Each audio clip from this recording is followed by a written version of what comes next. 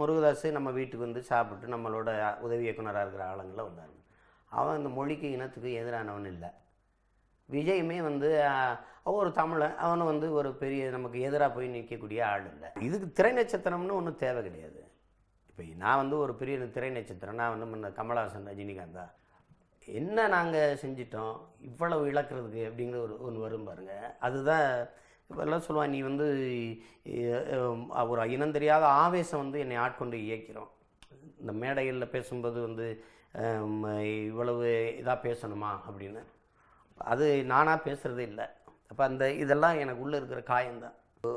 ஒரு நடிகருடைய படம் வரலைன்னு உயிர் நிற்கிறேன். இந்த இனத்தின் இளைஞனை வச்சுட்டு நீங்கள் எப்படி ஒரு தேசிய உரிமை மீட்சிக்கு, விடுதலைக்கு, புரட்சியை முன்னெடுக்கிறதுங்கிற பயம்தான், வலி தான் எனக்கு ரொம்ப பெரிய வலியாக இருக்குது. அந்த மரணத்தை வந்து சொல்கிறத விட எவனுமே அதை பேசவே இல்லையே. ஐநா பெருமன்றத்தில் கூட நான் போய் இருந்து பார்த்தேன்.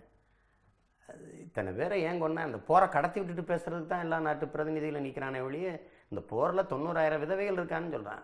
போர் குற்றம்னு சொல்லாத. அப்போ போர் சரியானது, போரில் சில குற்றம் நிகழ்ந்துன்னு வந்துடுது. நான் அந்த போரே குற்றம்னு சொல்லிட்டு இருக்கேன். ஒரு மனிதன் உயிரோடு இருக்கும்போது உரிமையை பறிப்பதாண்டா உரிமை மீறல். ஒரு மனிதன் உயிரையே பறிப்பது கொலை. அந்த பேரை சொன்னாலே நமக்கு ஒரு பெருமை, ஒரு வீரம், உணர்ச்சி எல்லாம் வர்ற காலம். அவர் மட்டும்தான் ஏன் விடுதலை, என் இனத்தின் விடுதலைன்னு கதைக்கிறாரு.